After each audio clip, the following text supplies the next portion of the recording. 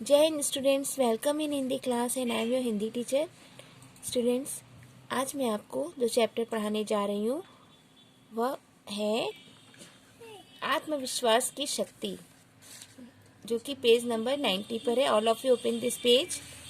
आत्मविश्वास की शक्ति। प्रस्तुत पाठ में आत्मविश्वास की शक्ति के बारे में बताया गया है। इस पाठ में कहानी के माध्यम से यह संदेश दिया गया है कि यदि अपने ऊपर विश्वास और मन में सच्ची लगन हो तो मनुष्य के लिए कोई भी कार्य संभव नहीं है। तो चलिए बच्चों, स्टार्ट करते हैं आत्मविश्वास की शक्ति।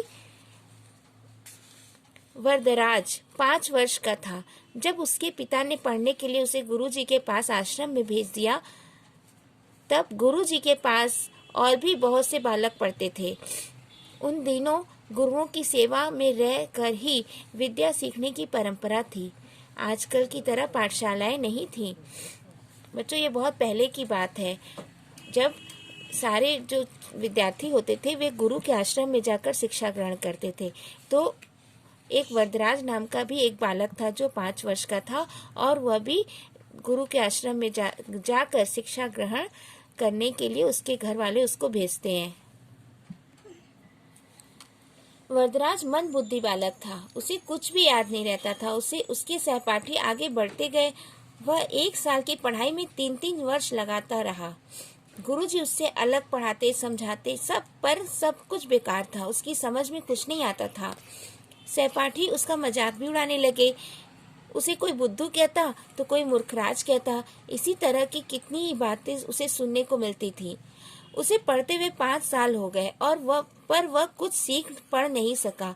उसके साथ जो पढ़ने आए थे वे तो आगे बढ़ गए, जो बाद में आए थे वे भी उसे पीछे छोड़कर आगे निकल गए। लेकिन वरदराज अभी उसी जिस अवस्था में पढ़ाई कर रहा था वो वहीं पर था। वह एकदम आगे उसकी भी एक भी उन्नति नहीं हो पा रही थी। तो एक दिन गुरुजी ने निराश होकर कहा, बेटा वरदराज, मैं समझता हूँ कि लिखना पढ़ना तुम्हारे बस का नहीं है। मैंने कितना प्रयत्न किया, तुम्हें कितना समझाया, अलग से भी पढ़ाया, पर कुछ लाभ नहीं हुआ। यही भी अच्छा है कि घर जाओ और वहाँ काम काज देखो। वरदराज के पिता बहुत बड़े विद्वान थे। घर जाकर पिताजी को क्या मुंह दिखाएगा, लोग क्या कहेंगे कि पिता तो माना हुआ विद्वान और बेटा निरक्षर। यह सोचकर वरदराज की आंखों के आगे अंधेरा छाने लगा। उसे अपना भविष्य अंधकार में दिखाई देने लगा। उसने अपने सामान की गठरी बांधी, गुरुजी के चरण छुए, साथियों से गले मिला और भारी मन से विदा हुआ। वरदराज मारे शर्म के धरती में गड़ा जा रहा था। उसके पांव उठते ही नहीं थे। वह उदास अनमना सा चल रहा था। ऐसे घर वापस जाने का उसका जरा भी मन नहीं था, पर और कोई ठौर ठिकाना भी तो नहीं था। कहाँ जाए, क्या करे, उसकी समझ में कुछ भी नहीं आ रहा था। बच्चों, वह सवेरे चला था और अब जब दोपहर हो गई थी तब भी वह रास्ते में ही था। रास्ते में खाने के लिए थोड़ा सा सत्तू गुरुजी के ने उसे दे दिया था। उसे भूख लग भी रही थी और प्यास भी। चलते चलते रास्ते में उसे एक कुआं दिखाई दिया। वरदराज कुएं की जगह पर गया। उसने देखा कि पानी खींचने की रस्सी से जगह जगह पत्थर के गड्ढे पड़े हुए हैं। तो वरदराज के मन में अचानक बिजली सी कौंध गई। उसने सोचा, जब बार बार की रगड़ से कोमल रेशों से बनी रस्सी पत्थर को काट सकती है, फिर क्या लगातार परिश्रम करने से मुझे लिखना पढ़ना नहीं आ सकता। बच्चों, वरदराज स्वयं ही बोल उठा, मैं परिश्रम करूंगा, फिर देखता हूँ कि मुझे विद्या कैसे नहीं आती। और बच्चों, वरदराज ने अगर हिम्मत हार ली होती और वह घर वापस चला जाता तो उसे लोग कहते ना, निरक्षर हो, तुमको कुछ नहीं आता। लेकिन वरदराज ने अपनी हिम्मत नहीं हारी और वह निरंतर प्रयत्न करने के लिए उसने ठान ली, और उसके मन में परिश्रम करने और विद्या ग्रहण करने की एक लगन थी। तभी उसने यह दृढ़ निश्चय किया और उसके स्वर में आत्मविश्वास की दृढ़ता थी। कुछ दिखाने का संकल्प था। तब उसने कुएं पर रखे डोल से पानी निकाला, फिर हाथ मुंह धोया और सत्तू खाकर पेट भर पानी पिया। अब वह लौट पड़ा। इस बार उसके कदम पहले की तरह भारी नहीं थे, वह धीरे धीरे नहीं चल रहा था। काफी तेजी से चल रहा था। उसकी उदासी दूर हो चुकी थी। अब तो वह दूसरी तरह का वरदराज लग रहा था।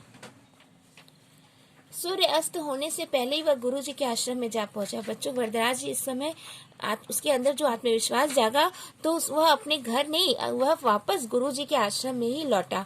उसने गुरुजी के चरण छूकर प्रणाम किया। गुरुजी उसे देखते ही बोले, बेटा वरदराज, तुम घर नहीं गए क्या? उसके साथियों को जब पता चला कि वह फिर वापस आ गया है, तब वे तरह तरह की बातें बनाने लगे। वरदराज नम्रता पूर्वक बोला, गया था गुरुजी, पर आधे रास्ते से ही लौट आया।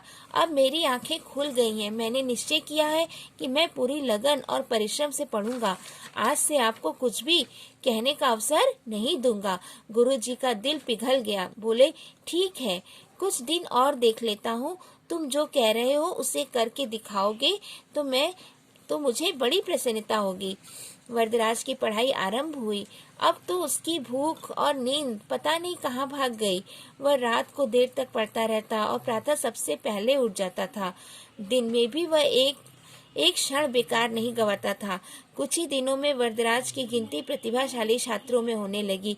कल का बुद्धू वरदराज अब बुद्धिमान बन गया।